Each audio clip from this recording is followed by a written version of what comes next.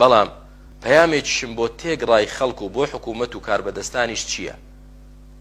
هەموو لایەک با عاقڵ بن، کەس نەڵێت سەرکەوتین بەسەر کۆڕۆنادا. ئەو نەخۆشیە جوندی خوایە ناردی، ئەگەر خوا بیوێ بەسەریدا سەر ناکەویت.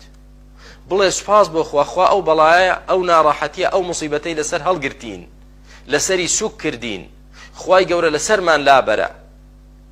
مەچوو ئیستیعراض کەیت و ئاهەنگ بجێڕیت و تەقە بکەیت و شای بکەیت و تێکەڵ یعنی اختلاط کەی بۆچی؟